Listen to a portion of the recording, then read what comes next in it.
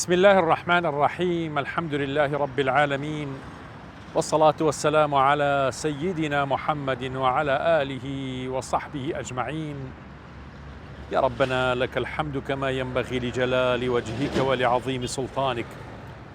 إلهنا ربنا ظلمنا أنفسنا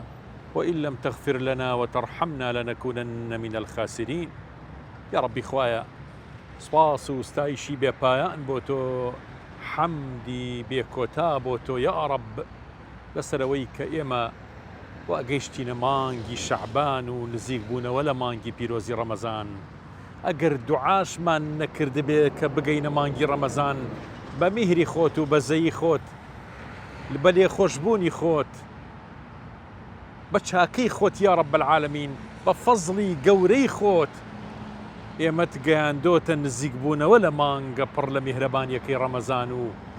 ئێستا وردە وردە چینە مانگی شەعبان. سپاس لەسەر هەموو نیعمەتەکانی یا رب، حەمدی بێپایان لەسەر نیعمەتەکانە ئیلاه العالمین. سەرفرازی دنیا و قیامەتمان پێ ببەخشە و عەفومان کە و لێمان خۆش بەم. اللهم ئامین یا مجیب السائلین. خۆشەویستانم، بە هەزاران جار سەلام و ڕەحمەت و بەرەکەتی خواتان لێبێت. جارێک تر لە بەرنامەی شیرین چا لە کەناڵی ئاسمانی پەیام بە خزمەت ئێوەی ئازیز و خۆشەویست گەیشتمەوە. خۆشەویستانم، ئێمە لە مانگێکی زۆر گەورە و زۆر جوان و میهرەبان نزیکە بینەوە. مانگێکە بێ تایە فێری زۆر شت ببین. پێغەمبەر صلی الله عليه وسلم فەرمێ: إنما العلم بالتعلم وإنما الصبر بالتصبر وإنما الحلم بالتحلم. علم و زانیاری بەوە فێرەبی کە تۆ چیتە ناو پرۆسەی زانست و علم و فێربوونی علمەکان. سەبر و ئارامگرتن بەوە فێرەبیت کە لە مەیدانی سەبرا پەروەردە ببی. حلم و لەسەر خۆیش بە هەمان شێوە بە تەحەلم و بە ژیان لە ناو حلما فێرەبی، بەوەی لەو قوتابخانە گەورەیە پەروەردە ببی. مانگی پیرۆزی ڕەمەزان التیزامات و ئیمانداریەکی جوان و پاک، دەستنوێژگرتن بۆ نوێژەکانمان، هەروەها دەستنوێژگرتن بۆ هاتنە ناو کایەکانی ژیان، ئیش و کارکردن لە ناو هەموو کایەکی ژیانە بەوە ئەبێت کە بەڕاستی ئێمە خۆمان فێر بکەین. مانگی پیرۆزی ڕەمەزانیش قوتابخانەیەکی گەورەی سەبر و ئارامگریە لە هەموو بوارەکانە و پێگەیشتنی ئێمەی ئیماندارە تا بەرگەی ڕۆژە سەختەکانی قیامەت بگرین و تاوەکو ڕابین لەسەرەوەی کە چۆن ڕاهێنانێ بکەین بۆ قۆناغە دوور و درێژەکانی بەرزەخ و ڕێگای مەحشەر و سەرپردی سیڕات و گەیشتن بە لیقای خوا و بەهەشتی بەرین و فیردەوسی عەلا بۆ هەموو لایەکمان ئینشاء الله. فەرمونە ئەڵقەی ئەم جارەمان.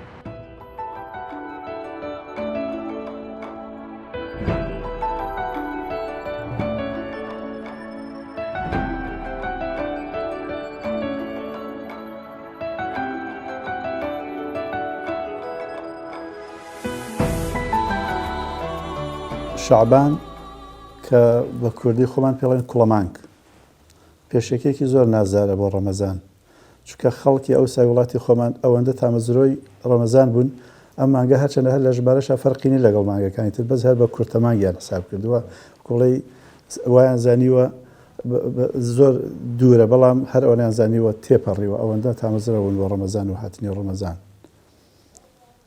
لە ڕاستیە لە ڕەمەزان لە شەعبانە کۆمەڵێکی زۆر شت گرنگ هەن لە شەعبانە کە ئەبن بە پێشەکی. سەرەتا پێغەمبەر صلی الله علیه وسلم زۆر عیبادەتی کردووە، بە تایبەتی لە سەرەتای شەعبانە. اینجا ڕۆژووی گرتووە و شەوی نیوەی شەعبان کە شەوێکی زۆر مبارەکە، زۆر گەورەیە. چەندەها حەدیثی پێغەمبەری لەسەر صلی الله علیه وسلم کە خۆمان پێڵێن شەوی بەرات، کە شەوێکی ئەجگار مبارەکە. خوای گەورە بە سەلامەتی بهێنێ بەسەر وڵاتی خۆمانە. هیوادارین لە کاتی خۆیە بایەخی شایی پێ بدرێت. چەنە من ساڵانی پێشوو تێبینیم کردوەکەوە ئەو مانگە وەک پێویست باز ناکرێ و بە ینی میدیا و ڕاگەیاندنەکان زۆر هێنی ناخەنە سەر. خەڵ لە ڕەمەزان لە شەعبانە وڵاتی خۆمان هەر وەکو موسڵمانانی دنیا ینی ئەوسا و ئێستاژە الحەمدولله وردە وردە خۆیان حازرەکەن بە هەموو شێوەکان بۆەوەی کەوا مانگی ڕەمەزان هات باشتری پێشوازی لێ بکەن بۆ شێوەیەکەوە بتوانن ئەگەر ئیش و کارێکیان با بڵێن هەر وەظیفەیەک لە ئەستۆیان دابێ یان هەر گرفتێک لە ڕێگەیان دابێ هەوڵەدەن چارەسەیان بکەن بۆی کە گەیشت مانگی ڕەمەزان هیچ شتێک سەرقاڵیان نەکا هیچ کەس هیچ شتێک دەستیان نەگرێ لەوەی کەوا بتوان باشترین عیبادەت بکەن ڕۆژوو بگرن شەوان شەو نوێژ بکەن قورئان بخوێنن لەگەڵ لەناو مزگەوتەکاندا بن و سەدەق و خێراتیش زۆربەی ئەخرێتە ئەو کاتەوە کە لە ڕەمەزاندایە لەبەرەوە بەڕاستی ڕەمەزان هەروەکو چۆن دوعای با بڵێن پێغەمبەر صلی الله علیه و سلم کە ئەفەرمێ اللهم بلغنا ڕەمەزان بمانگێنە بە ڕەمەزان ئەلبەتە گەیشتن بە ڕەمەزان یعنی ئەوەی کەوا ساڵێکی تۆ کامل بوو لە ڕەمەزانەوە بۆ ئەمساڵ ئیدی ئەبێ بە کەفارەتی بینی گوناحەکانی ئەم ساڵە بە شەرتێک گوناحی کەبیری تێدا نەبێ کە ئەمە بەڕاستی مژدەیەکی زۆر زۆر گەورەیە ئەگەر نەگا لەوانەیە بپسێ و ئەو کاتە ئینسان وەکو ئەوە نەبێکەوە ئەگاتە ڕەمەزان هەر کە گەیشتە سەرەتای ڕەمەزان ئێتر ئینشاءالله خۆی گەورە لە گوناحەکانی ئەو ساڵی پێشووی ڕابردووە بەڵام بە مەرجێک کەوا عیبادەتی کردبێ و گوناحی گەورەی نەکردبێ لە ڕەمەزاندا موسڵمانان لە وڵاتی خۆماندا الحەمدولله بەو شێوەی کەوا شایستەیە ڕەفتارەکەن بەڕاستی جارێ خۆی ڕۆژەی مانگی ڕەمەزان یەکێکە لە دروشمە هەر مەزنەکانی ئیسلام کە یەکێکە لە شەعائیر کە تەعظیمکردنی لەلایەن هەمووانەوە پێویستە ئەمە دەزانین کەوا لە وڵاتی خۆمانە نەک موسڵمانەکان تەنانەت وڵاتە خێرە موسڵمانەکانش لێرە تەعظیمیان کردووە ئێمە ئەزانین مەسەلەن ئەم وڵاتە مەسیحیتایە کاکەیتایە ئەوانش ڕێزیان لێ گرتوین ڕێزیان لە مەشاعیر و هەست و نەستی مسلمانان گرتووە ئێمە ئەزانین کاکەیەکان تەنانەت لەگەڵ ئێمەدا جەژن ئەکەن یعنی ئەوانیش هەر جەژنەکان لەگەڵ ئێمەدا هاتوو چۆمانەکە جەژنە پیرۆزەمان لێکەن و لە بەرچاوی مسلمانەکان شت ناخۆن ینی ڕێزێکی تەواوی مەشاعرەگەن ئەمە بەڵگەیە لەسەرەوەی کەوا ڕەمەزان پێگەیەکی ئەجگار گەورە و مەزنی هەیە لە دڵی مسلماناندا غێر مسلمانەکانیش نایەنەوە دڵی مسلمانان بڕنجێنن لەبەرەوە ئێستش کە مسلمانان کە ئەبینن کەسێک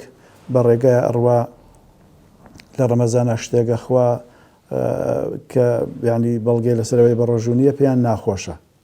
ئەوە کوڵی هەستی ئەوان بریندار بکە خۆ ئەو کەسە برسی نییە ئەو کەسە تینووی نییە ئەو کەسە محتاج نییە ئەو کەسە پێویستی بۆ شتێن نیە کە ئەوی ترەی خوا بەڵکو ئەمە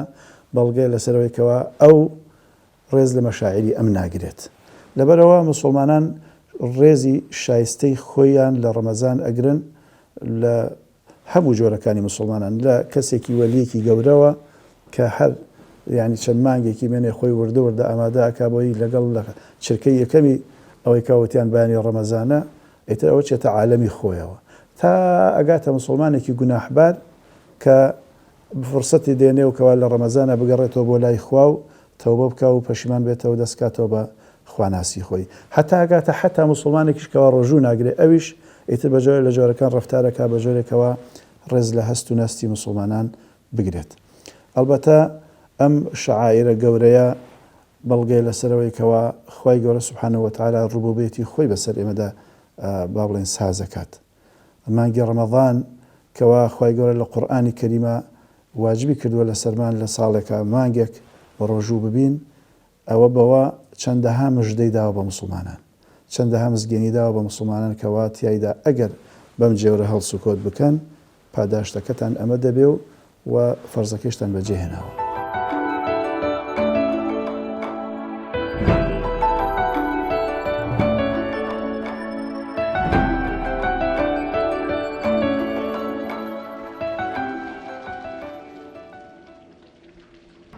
پێغەمبەر صلی الله عليه وسلم فێرمانەکات کە ئەفەرمێت چوون بۆ مزگەوت لە ڕێگەی مزگەوتە تجار وایە تۆ ڕۆژی 2 نوێژ لە مزگەوتەکەی 3 نوێژەکەیت و بێچکە لەوەش لە کاتی ترە ئەمە دوعای پیرۆزی پێغەمبەرە صلی الله عليه وسلم ئەتوانی لە هەموو کاتێکا بفەرموویت اللهم اجعل في قلبي نورا وفي بصري نورا وفي سمعي نورا وعن يميني نورا وعن يساري نورا وفوقي نورا وتحت نورا وأمامي نورا وخلفي نورا واجعل لي نورا شكا خواي قورا الله نور السماوات والأرض یەکێ لە ناوە مبارەکەکانی خوای گەورە نورە ئازیزانم. خوای گەورە بەشمان با لە نوری خۆی. تۆ دائیمەن داوای ئەم نوری هیدایەت و نوری بەسیرەت و نوری بەرچاوڕوونیە بکە لە خوای گەورە، چونکە ئەو ئەی بەخشێت. ئەگەر ئەو هیدایەت نەیە کەس ناتوانێت هیدایەت بە، ئەگەر ئەو ڕێگەی ئیستیقامەتمان پیشان نەیە کەس ناتوانێت پیشانمان بات. هەموو شتێک بەدەستی خۆیەتی. لەبەرەوە داواکەین خوایە نوری خۆت بخەرە دڵمان، بیخەرە چاومان، بیخەرە دەستمان، پێش و دوا و سەر و خوار و ئاسمان و دڵ و دەروونمان هەموو گیانمان هەڵژەنە لە نور، چونکە شەیتانەکان لەگەڵ نور و ڕووناکی خوایە پیان ناکرێت و نزیک نابنەوە. ئەو کۆڵانەی کە تۆ پیایە ئەڕۆیت مادەم کەسێکی نورانیت و دوعای نورت خوێندەوە بۆ خۆت، شەیتان ناتوانێت نزیکەکەوێت، ناتوانێت زەفەرێکی زۆرە پێبەرێ، چونکە تۆ دایمە دەستێ بە زیکر و دەمە بەویرد و ڕێگاکەت نورە و نوری خوا لە بەردەمتایە. ئازیزانم ئێمە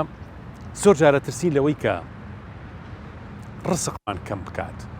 ڕسقمان نەبێ. حتا زۆر جار ئێستێمەوە نزیکی مانگی پیرۆزی ڕەمەزان و وردە بەرەو شەعبان و ڕەمەزان ڕۆین. هەندێ مسلمان کە مەطعەمیان هەیە، چایخانیان هەیە، چیان هەیە، یعنی ئەترسن لەوەی کە ئەم مانگە چۆن دوکانەکەیان دابخەن و پارەیەکی زۆری سەر قوفڵانە ئەدەن یا کرێ ئەدەن یا هەر شتێک لەو بابەتانە ئەدەن. بەڵام خۆشەویستان ڕسق بە بەرچاوەوە نییە. خوای گەورە خۆی ڕسقەیە، هەموو جۆرە ڕسقەکانە بەخشێت. لەبەرەوە ئەوە ڕسقە کە تۆ لەش ساغا خوا نەخۆشیکی بۆ نەناردوویت، موسیبەتێکە بۆ نەهاتووە کە زیاتر لە 10 دەفتەر 15 دەفتەر بچێتە تۆ لە نەخۆشیەکەی خۆتا سەرفی بکەیت. لەبەرەوە خوا ڕسقەتەیە، خەمی ڕسقمان نەبێ. ئەوە تا ئێمە لە سکی دایکمانین لە ڕێگەی وێڵاشەوە لە یەک ڕێگەوە خواردن و ئۆکسیجین و هەموو شتێکمان پێگات لە ڕێگەی خوێنی دایکەوە. کەواتە یەک ڕێگەت هەیە کەیتە دنیا ئەبێتە دوو سەرچاوە کە لە ڕێگەی شیری دایکەوە دوو سەرچاوت هەیە، لەو دوو سەرچاوە شیرەکە ئەخۆی کە تۆزە گەورەترێبی ڕسقەکە بێ بە 4 سەرچاوە زیاد دەکات، خوا بەرەکەتی تێخات. ئەبێتە نەباتی و حیوانی کە گۆشتە خۆیت، ڕووەکە خۆی، شتە خۆی و هەروەها ئاو و شیرە مە 4 سەرچاوە. وەختی ئینسان ئەمرێ وازانە دەستی لە ڕسقی خوا ئیتر بەرە بێت و تەواو ئیتر ڕسقی نامێنێ. ڕسقەکە زۆر فراوانە بێ بەهەشت دەرگای بەهەشت بەڕووی ئیماندار و مسلمان ئاکرێتەوە. مسلمانێک ئەڵێت ئەڵێ من ڕۆشتم بۆ ئەمریکا محاسب بووم، ویستم شەهادەیەکی بەرزتر لە زانستەکەی خۆمە لە بزنسا بەدەست بێنم و بمە محاسبێکی سەرکەوتوتر و هەروە ئیشێکیشم بەشکم لەگەڵ خوێندنەکەما دەستکەوێت لە ئەمریکا بخوێنم. ئەڵێت قرارم ما کە لە ماستەر و دوایش دکتۆرا بخوێنم، بەڵام پێشەوە خۆ منە بێ هەر ئیشێ بکەم تا پێی بژیم. ماڵ و مناڵم هەبوو. وەختێ لەوێ سواری تەکسیەک بووم، عنوانی شوێنێکم وەرگر کە لەو شوێنە بەڵکو ئیشەکەم دەستکەوێت. بەس خوای گەورە ڕسقەکەی دیاری کردو بۆ ئێمە، ئەتنێرێ بۆ شوێنێک کە باشتر بێت. ئەڵێ تەکسیەکە بە هەڵە منی بردە بەردەم بانقێک، وتی ئەمە ئەو شوێنەیە کە تۆتەوێ. کە دابەزیم و چوومە بانقەکە زانیم بە هەڵە هاتووم. بەڵام وتم تازە هەر هاتووم با پرسیارە بکەم، وتیان بۆچی هاتوویت؟ تو مەڵی من محاسبم و ئیشەکەم ئەوەیە و ئەتوانم ئیشیش بکەم و کەمێکیش زمانی ئینگلیزیم باشەوەمانە وردە فێر بووم. وتیان وەڵی خۆی ئێمە شوێنێکمان شاغیرە، وەرە ئەگەر امتحانێک دەکەین، تاقیکردنەوەیەک دەکەین، ئەگەر دەرچوویت ئەوە تۆ وەرەگری. ئەڵێ چوومە امتحانەکە الحەمدوللا دەرچووم، بەبێ ئەوەی بۆ شوێنە بچم. خوای گەورە ڕێگەکەی من ئەوە نەبوو کە من بەتەمای بووم،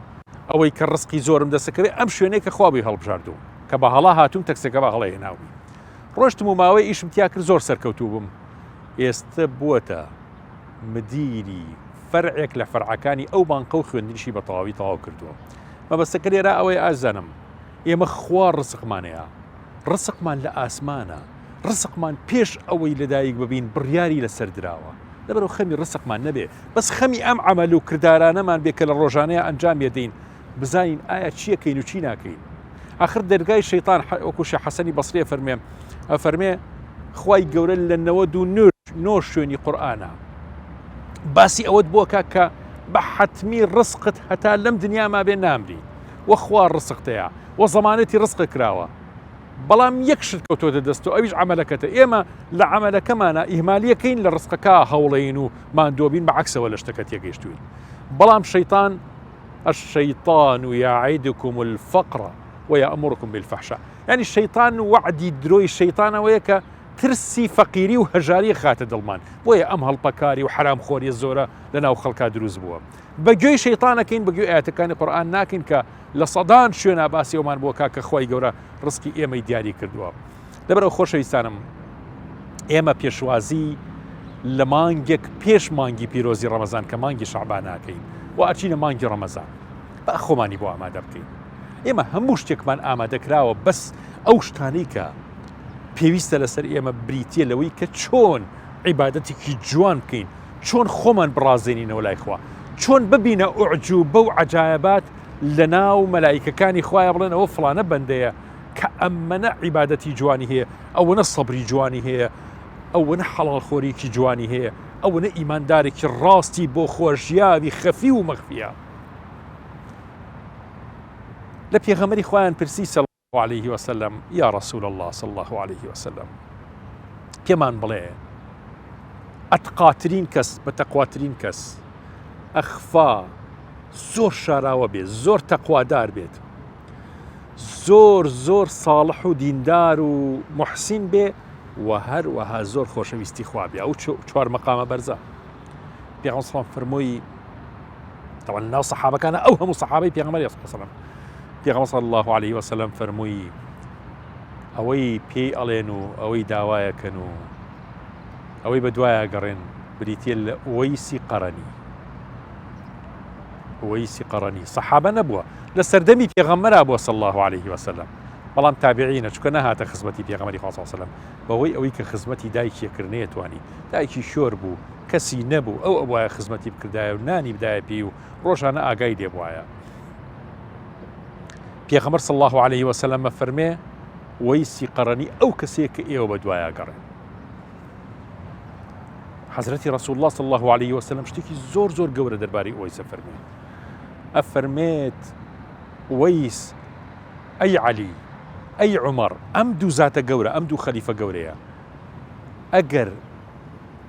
ویستان کەسێک کە دوعاتان بۆ بکات با ئەوەیسی قەرەنی بێ، بچنە خزمەتی داوای دوعای خێری لێ بکەن. داوای دوعای خێر، عومەر و حەزرەتی عەلی. ئەفەرمێت ئەمانیش طبعا زۆر زۆر بۆی گەڕاون، ئەوە چیرۆکە زۆر دوور و درێژە. لە مەوسیمی حەجا، لە کاتی حەجا، حەزرەتی عومەر حەزرەتی عەلی ئەچوونە ناو یەمەنیەکان، یان زانی لە یەمەنە قەرەنیەکان، ئەیان و ئەوەیسی قەرەنی نەهاتووە، یان ئەوە بنەماڵەکەیەتی یا ئاوا. پێغەمبەر صلی الله عليه وسلم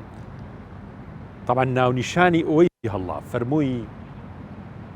ئەوەیس ئاواوکەوەی کە سەیری بکات. والله أعلم، خوای گەورە پیشانی پێغەمبەری صلی الله عليه وسلم فەرمووی گەنجێکی بەقامەتی باڵابەرزی جوانە. ئەم گەنجە ڕووناکیەک یاخود پەڵەیەکی سپی بەسەر شانوێتی لە فڵان شوێنیا،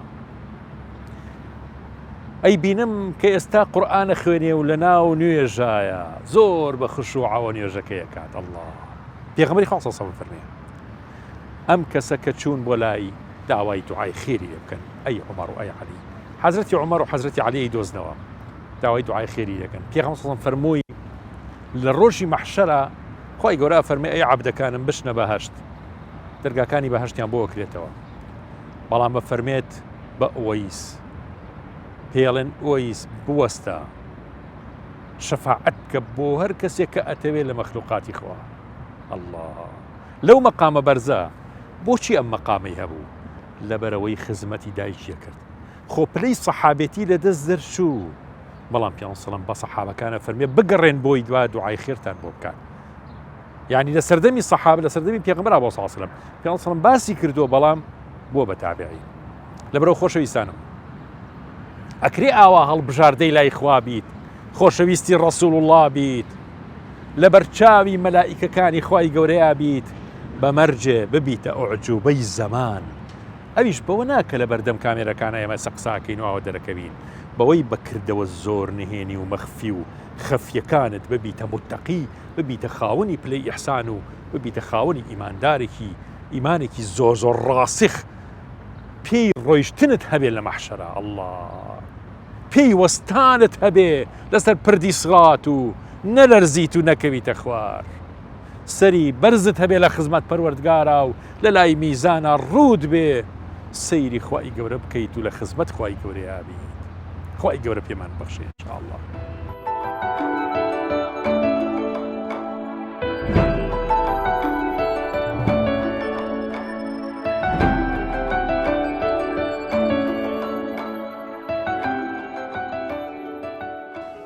بۆ ئەوەی بگەین بەوەی کابزین هۆکاری ئەو هەموو ڕێزلێنانەی ڕەمەزان لەلایەن پێشینانمانەوە و لەلایەن ئەولیا و پیاوچاکانەوە چۆن بووە،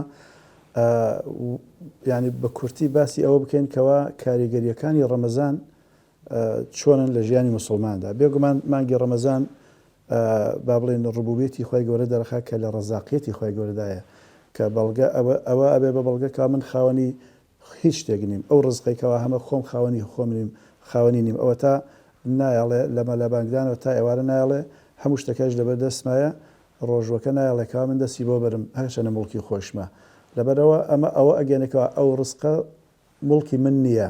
ئەوە ڕزقێکە خوا داوێتی بە ئیزنی ئەوی دەیخۆم و بە ئیزنی خۆش ئەویش دەستی لێ هەڵەگرم. ئەمە خاڵێک. خاڵی دووهەم ڕۆژی مانگی ڕەمەضان فێری شوکرمانەکە، کلیلی شوکرە، کەوا ئینسان چۆن سوپاسگوزاری خوا بکات لەسەر نیعمەتەکانی، بە تایبەتی کە برسی ئەبێ، تین و ئەبێ، بێتاقەتە بێ، ئەو کاتە زیاتر هەز بە نیعمەتەکانی خوا ئەکا کە ئەم نیعمەتان چەند پێویستن بۆ ئینسان، چەند گرنگن لە ژیانی ئینسانە. لەبەرەوە کاتێکەوە ڕۆژوو ئەشکێنێ ئەو کاتە هەستەکەکەوە ئاو چەند گرنگە، خواردن چەند گرنگە. لێرەدا بەڕاستی لە ناخەوە سوپاسی خوا ئەکا لەسەر نیعمەتەکانی، لەبەرەوە ڕۆژی فێری شوکرمانەکە. خاڵێکی تریتێ لە پەروەردەکردنی نەفسی خۆمان. ئەبێ ئێمە تێبگەین کاکشێخ، ئەبێ ئێمە تێبگەین کە ئێمە عەبدین، ئێمە عەبدی خوین، ئێمە حوڕ و ئازاد نین. ئەبێ تێبگەین ئێمە موڵکین، خاوەن موڵک نین، مەملوکین. ئێمە موڵکی خاوەنەکەی کێ ئەڵڵایە، ئێمە مەملوکین، ئێمەش بەشێکین لە موڵکی ئەو. لەبەرەوە بۆمان نییە بە ئارزوی خۆمان بە هەموو شێوەیەک کۆنەکەینەوە لە حەڵاڵ و حەرام تەسەڕف بکەین لە موڵکی خوادا. و هەروەها ئێوە عەبدین،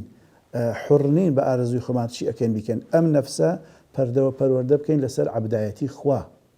و هەروەها ئەم پەروەردە ڕابهێنین لەسەر ئەوەی کەوا تەقویمی ئەخلاقی خۆمان بکەین. چۆن مەسەلەن نەفسی خۆمان ڕابهێنین لەسەر ڕاستکردنەوەی ڕەوشتی خۆمان لە مانگەکانی تر. ئەگەر هەڵەمان بوو بێ، زمانمان هەڵەی کرد بێ، گوێمان هەڵەی کرد بێ، چاومان هەڵەی کرد بێ، حتا خاتێراتمان هەڵەی کرد بێ، لە مانگی ڕەمەزانە ئەبێ ئەمانە ڕاستکەینەوە، چونکە ڕۆژووگرتن بە لە ئەخیرا تەنها ئەوە نییە کە واگەدە بە ڕۆژوو بێ، تەنها ئەوەشت نەخۆی نەخیر. وەکو حەدیث و چەندەها فەرمایشتی زانا و پیاوچاکان و پێشینانمان هەیە کاڵێن ئەبێ زمان بە ڕۆژوو بێ، لە خراپە و حرام وتن، گوێ بە ڕۆژوو بێ، چاو بە ڕۆژوو بێ، هەموو ئەندامەکانی لەش حتا ختورە و خەیاڵاتیشمان هەوڵ بدەین بە جۆرە لە جۆرەکان بە ڕۆژوو ببن، کە ئەمە ڕۆژوویەکی معنەویە، کە ئەمە ڕای بهێنین لەسەر ئەمانەکەوە تەهذیبی نەفسی خۆمان بکەین و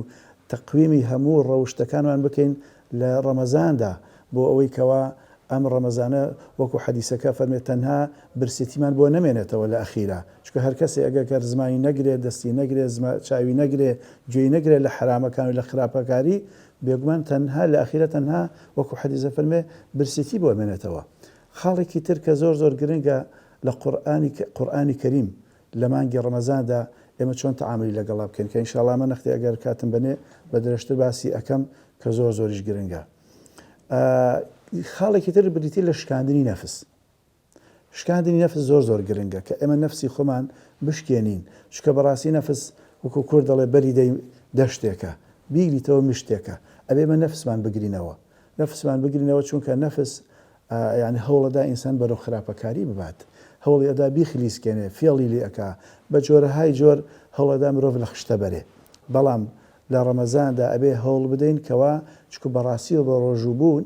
بەڕاستی لەغاوی نەفزەکە، نەفسی مرۆڤ ئەخاتەوە حدود و قاڵبی خۆی، وەکو لە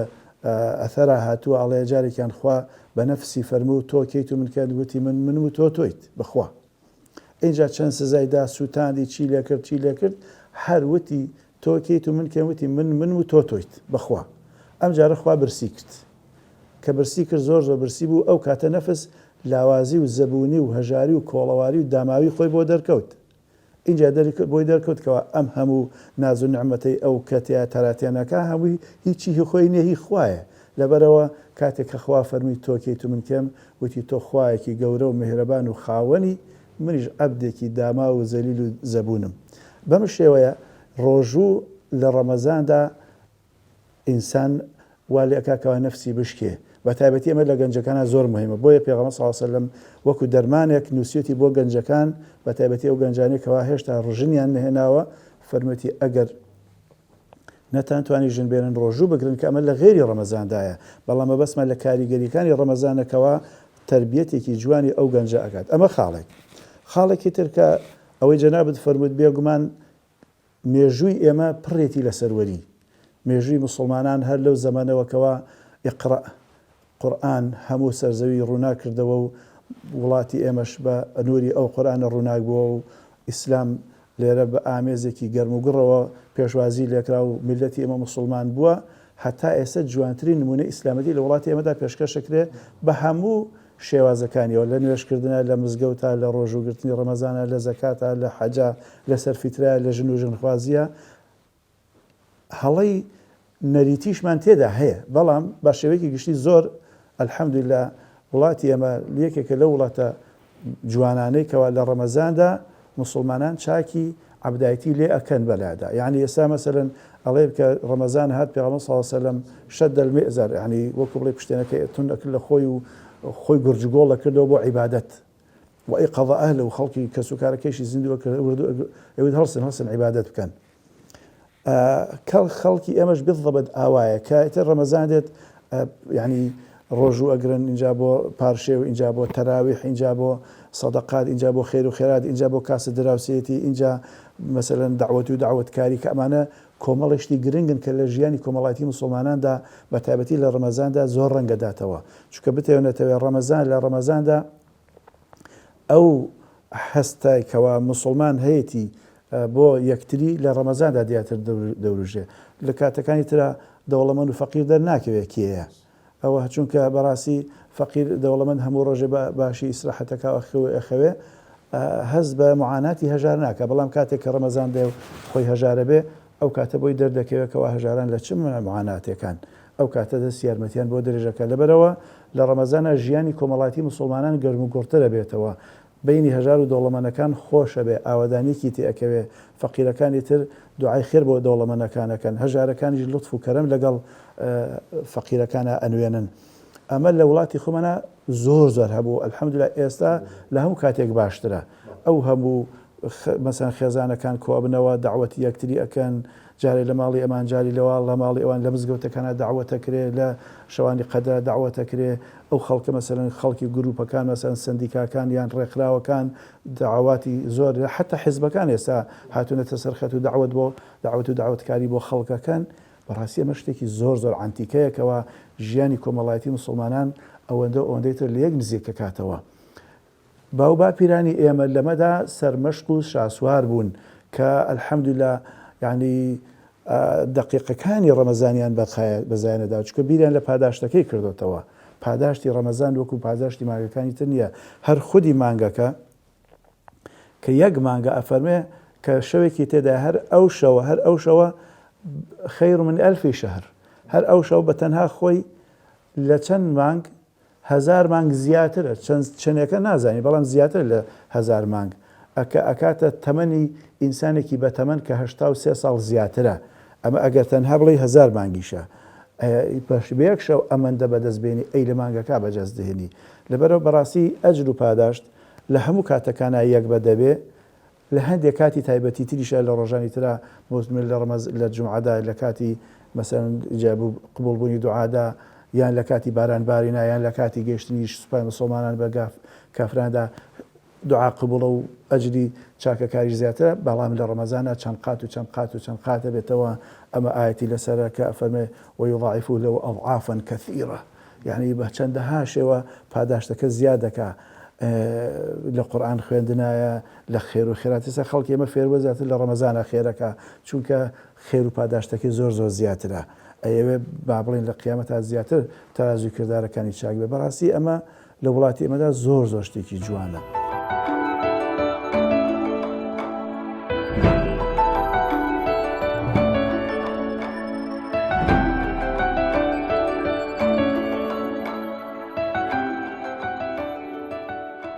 مەسئولیەت و لێپرسراوێتی بۆ کەسێک بێ بۆ چەند کەسێکی دیاریکراو بێ بۆ شارێ بۆ وڵاتێک بێت بارگرانیکی زۆر قورسە. هەمتر لە دنیا گلەیی و گازندە و قسەی خەڵکەکەوێتە سەرە و بۆ قیامەت زۆر قورسە ئەگەر بە جوانی جێبەجێ نەکەی. ئیمامی عەلی کوڕی ئەبی طاالب ڕەزا و ڕەحمەتی خوای لێبێت کە خەلیفەی چوارەمی موسڵمانانە لە شاری کوفەیە دارالخلافە ئەو کاتە لە سەردەمی حەزرەتی عەلیە چوو وە کوفەی عێراق. لە شاری کوفەیە خەلیفە بوو. ڕۆژێکیان قەرەباڵغیەکی زۆر لە ناو بازاڕە دروست بوو. چاڵێکی زۆر گەورە لە ناو بازاڕەکەی هەبوو. ئەم چاڵە بۆ شەوەکەی شێرێک هاتبوو تێکەوت بوو. خەڵکی کوفە شێریان نەبینی بوو بە قەرەباڵغیەکی هێچگار زۆر لەسەر چاڵەکە زۆر قوڵ بوو. ئەوەنە قەرەباڵغی دروست بوو زەلامێک لە قەراغەکەیە بوو کەوتە خوارەوە کەوتە ناو چاڵەکە تەمان کوێتە چاڵەکە کوێتە بەردەم شێرەکە دەستی گر بەوەی دوای خۆیەوە یەکی کتری لەگەڵ خۆیان ڕاکێشا ئەوی دەستی گر بە یەکێکەوە والحاصل 4 کەس کەوتە ناو چاڵەکە ئەم 4 کەسە شێرەکە هەر چواریانی کوشت خوێنی ئەم 4 کەسە کێ بیات خۆشێرەکە نایە خۆشێرەکە کوشتێتی بەس خۆ نایە لەبەرەوە ئەم قەزیە چووە بەردەم ئیمامی عەلی کوڕی ئەبی طاالب ڕەزا و ڕەحمەتی خوای لێبێ فەرمووی بە کەسوکاری ئەم 4 کەسە کە هاتوون و لەبەر تەدافع و پاڵپاڵێن کەوتونەتە ناو چاڵەکە یەکەمیان زۆر کەمە باچووکە یەکەم هۆکاری کەوتنی دووهەم و سێهەم و چوارەمیش بووە ئاوا بە دوای یەکە یەکەم 25 وشتری ئەدرێتێ بە کەسوکارەکەی دووهەم 50 سێهەمیان 75 چوارەمیان 100 وشتری ئەدرێتێ کاکاتە نزیکی 200 وشتری 250 وشتر بە کەسوکاری ئەم مردوانەکە شێرەکە خواردوونی بەڵام کێ ئەم پارەیە سەرفەکات ئیمامی عەلی فەرمووی ئەبێت لە بەیتولمالی موسڵمانان ئەبێت دەوڵەت ئەم زەرەرە ببژێرێ بۆ لەبەرەوەی دەوڵەت مقەسر بوو کەم تەرخەم بوو ئەم چاڵە لە ناو شارە هەبوو و خەڵک ئەم زیانەی لە دەستی دەوڵەت کردووە بۆیە پێویستە دەوڵەت قەرەبووی ئەو کەسوکاری کوژراوانە بکاتەوە.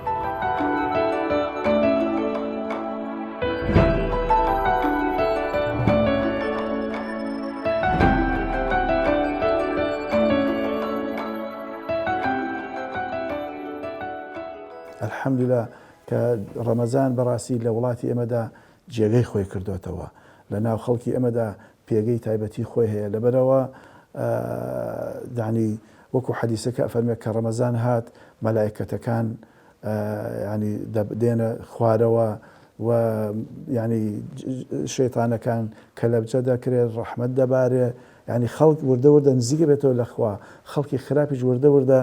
وەکو حەدیسەکە فەرمێ ئەکشەنە دواوە لە خراپەکاری خەڵکی چاکەکار زیاتر دەچنە پێشەوە بۆ چاکەکاری ئەمانە لە باوباپیران و زانایانی پێشوماندا وێنەی نییە یعنی زاناکانمان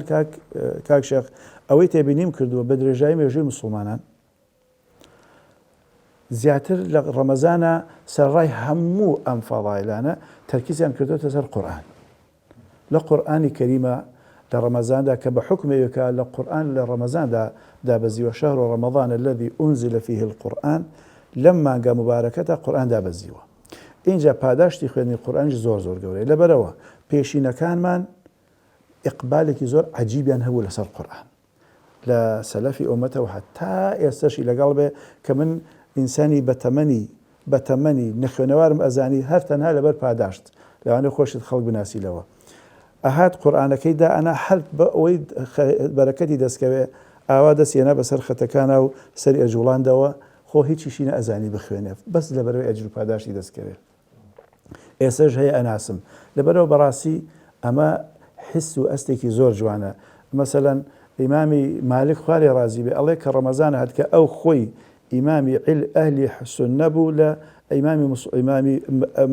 مەدینەی منەوەرە بوو لەوێ دەرسی حەدیسی لە مزگەوتی پێغەمبەرەوە صلی الله علیه وسلم ئەڵێ کە ڕەمەزانە هات دەرسی هەڵەگرت ئەقبل على القورآن ئیتر ڕۆ ئەچووە خزمەت قورآن حتا جەژن دەرسی نەئەوتەوە. مەسەلەن ئیمامی بوخاری هەروایە کرد ئەڵێ هەموو شەوێک هەموو ڕۆژێ ختمێکی قورآنە کرد هەموو شەوێکی هەست سێ شەو جاریش ختمێکی ئەکرد دوای تەراویح. ئەمە ئیمامی بوخاری وابووە. ئیمامی شافعی ئەفەرمێ لە ڕەمەزانە هەموو شەو ڕۆژە دوو جار ختمی قورآنیە کرد. لەوانەیە هەبێ بڵێ ئەم کاتێ چۆن دەستکەوتەوە ئەی چی کردووە. ئەلبەتە من بە قەنەعەتی خۆم وا ئەڵێم کاتی ئیمامی شافعی و ئەوانەی ئەو زەمانە ئەو کاتەی ئێمە نەبووە. هەر 24 ساعتەکە و هەر ئەو زەمە نەبووە وەکو دەقیقە و سەعات، بەڵام بەخوا بەرەکەتی کاتی ئەوان ئەو بەرەکەتەی ئێمە نییە. مەسەلەن عالمەکانی تریشمانکەیەکیان زبەدی ئەوەیە ناوێکی ئەوای هەیە ئەفەرمێ کە ڕەمەزانە هادیەکێکە لە تابعینە گەورەکان ئەفەرمێ کە ڕەمەزانە هات ئیتر قورئانی هێنا و هاوڕێکانی کۆ کردەوە ئیتر وەرن حتا ڕەمەزان تەواو بوو هەر خەریکی قورئان خوێندن و دیراسەکردنی قورئان و ئەمەیان لەکوێ هێنا لە پێغەمبەرەوە صلی الله علیه وسلم ئەڵێ کە ڕەمەزانە هات جوبرەئیل هاتە خوارەوە هەموو شەوێک یودارسه القورئان هەموو شەوێک جوبرەئیل هاتە خوارەوە دوای نوێژی عیشا لەگەڵ پێغەمبەر صلی الله علیه وسلم دانیشت دیراسی قورئانە کرد حتا سەحر. ئەمە زۆر گرنگە بۆیە ینی پێشینەزانەکانی خۆشمان هەروایان کردووە بە چەندەها شێواز لەگەڵ قورئانە ژیاون قورئانیان خوێندووە دیراسی قورئانیان کردووە تەفسیری قورئانیان کردووە لێکدانەوەی قورئانیان کردووە. ئەمە زانیوانە کە بەڕاستی ئەگونجێ ناوی ڕەمەزان لێ بنین ناوی مانگی قورئان. مامۆستا بەدیع زەمان خوا لێ ڕازی بێ ئەویش هەر یەکێک بۆ لەو پیاوە گەورانە کە ئەویش کاتێ ئەڵێ تەلەبەکان یەگەێڕنەوە ئەڵێ کە ڕەمەزانە هات چیە کرد ئەڵێ جارێ لە 15 مانگەوە ئیتر نەئەخەوت 15 نیوەی ڕەمەزانەوە شەویش نەئەخەوت ڕۆژیش نەئەخەوت تەنها بە چێشتنگاوە نەکتێگە خەوت و تەواو بۆی سرحەت کە ئەگینا ئەڵێ خەوتنی نەبوو ئەڵێ ئێمەش بخۆتینای ئاهات ئاوەڕشێنی ئەکردنەویت هەڵسن قورئان بخوێنن ئەڵێ هەموو شەوێ بەس قورئانی خوێن ئەورادی خوێن دوعایا کرد ئەمە هەموو کاتێک ئاوا بوو هەموو بە شەوانی ڕەمەزان فەرموو ئەمە ئەجر و پاداشتەکەی ئاوایە باکیستان نەچێ تەمەن چییە ئەوە خەساریەکەن بەداخەوە بەڕاستی ئەمە لەم زەمانەدا زۆر پێویستمان بەم شێوازە لە دین عیبادەت هەیە بە تایبەتی ئێمە بەرەو ڕەمەزانە ڕۆی من داواکەم لە هەموو خەڵک پێش ئەوان داوا لە خۆم و هەر گەنجێک بە تایبەتی کە گەنجەکان زۆر معنیترن بام بابەتە داوایان لێکەم با لەم ڕەمەزانە نەختێک بکشێنەوە لە ئینتەرنێت و سوۆشیال میدیا و فەیسبوک و ئەم جۆرەشتانە با لە باتی مۆبایلەکان زیاتر قورئانەکان بەدەستمانەوە بن با لەگەڵ قورئانە بژین با لەگەڵ واتاکانی قورئانە بژین با جەوێکی قورئانی بۆ خۆمان دروستکەین کۆمەڵ و گروپ پێکەوە یان هەر کەسە بە تەنها خۆی لەگەڵ هاوڕێکانی لەگەڵ دۆستەکانی لەگەڵ خزمەکانی لەگەڵ کەسوکاری خۆی یان لەگەڵ مامۆستا بەڕێزەکانە دانیشین قورئان بخوێنین قورئان زۆر بخوێنین لەم مانگەدا چونکە باسی قورئان ئیتر هەرچی بەرەکاتی ئومەتی ئیسلامی هەیە لە قورئاندایە ئێمە ئەگەر بمانەوێ بگەڕێنەوە بۆ لای دینەکەمان ئەوێ لە ڕێی قورئانەوە بگەڕێنەوە بۆ لای دینەکەمان لەبەرەوە زۆر ژیان لەگەڵ قورئاندا بە تایبەتی لە ڕەمەزاندا یعنی ئەجر و پاداشتێکی ئێجگار زۆری هەیە کە بە هیچ شێوەیەک وەسف ناکرێ بە ئەمە بهێنە خەیاڵی خۆمان بەخوا ئەو هەموو سەعاتان بەدەم میدیا و سوۆشیال میدیا و فەیسبوک و نازانە بۆشتانەوە کات بەس بەفیڕۆی ئەدەین بەداخەوە تەمەنمان بەفیڕۆ ئەدەین بەڵام بابین لە ڕێگەی ژیان لەگەڵ قورئاندا لەم ماگە مبارەکەدا جارێکی تر هاوشێنگە هاوکێشەکە هاوسەنگکەینەوە بیهینەوە ئاستی خۆی کە بریتێ لەوەی کەوە بەڵێ ئێمە سوود لە کاتەکانمان وەرەگرین بەڵێ ئەو کاتێکەوە خوا دایناوە لە ڕەمەزانە بە تایبەتی کە پێویستە ئێمە لەگەڵ یا بژین ئەو کاتە هەر بۆ ئەوە باشەکەەوە قورئانی تیا بخوێنرێ یعنی بیر لەوە بکەینەوە ئێستا تخوا هەر کەسێک لە ئێمە ئەگەر بێت و زۆر برسی بێ دوو جۆر خواردنی بۆ دانرێکیان خواردنێکی زۆر سادە و بێکەڵک یەکیان خواردنێکی حتا بڵێ بە چێژ و بەلەزەت و قورس و جوان و خۆش کە هەمووان حەزی لێ بکەین. یعنی ئەگەر زۆر زۆر برسی بین بۆ لای کامیانە ڕۆین؟ بێگومان بۆ لای ئەو خواردنە ڕۆین. بۆ نمونە ناوی لێنەی گۆشت، ناوی لێنەی هەر شتێکی ترکەوە ینی خەڵک حەزیلێتی لە کاتی بە تایبەتی برسێتیە. وەڵڵای ئێمە هەمومان برسین، ئێمە هەمومان تینۆین، ئێمە تینۆی حەقیقەتین، برسی حەقیقەتین، برسی عیبادەتین، تینۆی ئەو پەیوەندین کە لەگەڵ خوا دروستیکەین، ئەو پەیوەندە نورانیە ئیمانیەکەوە لەگەڵ خوادا بیبەست، تینۆی ئەو ژینگە ئیمانین کەوا هەمومان پێویستمان پێێتی. ئەمە ئەو ژینگە ئیمانیمان بۆ خۆمان دروست نەکردووە، بۆیە سەرمان کردێتە ناو مەلەذات و چێژە ڕواڵەتەکانی دنیا. ئەگینا بەخوا ئەگەر چێژ لەو ژیانە ئیمانی وەکو مامۆستا سەید دەفەرمێ خوا لێ ڕازی بێ نعمەتێکە ئەگەر ینی تبارك العمر وتزكيه يعني بركة دخات عمره وباكي أكاتوا يعني أجر خلق بزانت شن عمتك جورية بخوا إتر ناي جورته بهيشتي كتر بهيج شويك لبروا قدري إنسانيش قدري ثمانية إنسانيش وهاوسنجي وسنجيني مروفيش لودا دركة كوا كاتكاني باشتا زور زور باشا كان وخير الأمور أحمزها يعني إنسان ناكري أو عنده بتشتي تفاهات وشتي بروبوتشو ببايا خوا جياني خوي خسار بكا أما الزماني أما براسي دبينين كوا زورك لخل جياني خوي خسار كردوا بتفاهات أو بشتي بروبوتش أو بشتي ببايا خوا جياني خوي ويران كردوا تدمير كردوا يعني خمكي أم دنياي خوي ناخوا بيشوي كوا قيامت بيتا بيشوا أما فرصتك زور قورية رمضان لبردم معناها كوا بقرينا بولاي خوا ولقى القرآن دا زور بجين قرآن بخوينين واتاكاني قرآن بخوينين وتيرامينين لقرآن تنها خويندنا بلكو تيرامينين لمعنى كاني قرآن لقى واتاكاني قرآن بجين عقل من بكينا ولقى يا فكر من بكينا ولقى يا هزرو بيرو هوش وقوش ووجدان من لقى يا بجين بوي براستي أو شيء كوا قرآن بخشيتي بپێشینە کارمان ئێمەش تروسکایەکمان لەوە دەستکەوێ برا خۆ ئێمە ینی چیمانەوێ بەخوا ناتوانین بە هیچ شێوەیە وەکو عەبدوڵڵای کوڕی عومەری کوڕی خەتاب بژین کە ئەفەرمێ ڕۆژووی تەنها لەگەڵ فەقیرەکانە ئەشکاند حتا ئەڵێ جاری وا بوو فەقیری ئەبردەوە بۆ ماڵەوە کە سوکارەکەیان وڵا هیچمان نییە